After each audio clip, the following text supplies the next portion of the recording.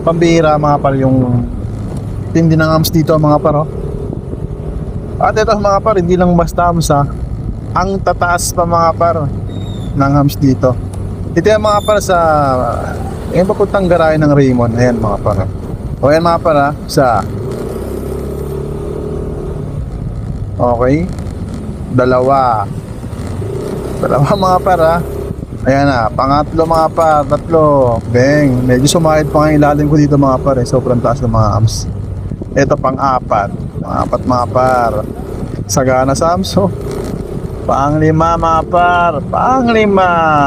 May pang-anim pa dyan mga par bago tayo lumabas, bago dumating ng Raymond Garage. No, may pang-anim. Ang dami mga par, no? So marami silang pampagawa ng hams. Kaya sana all na lang tayo dyan. At hindi lang basta hams, ang tataas pa mga par. Right, safe.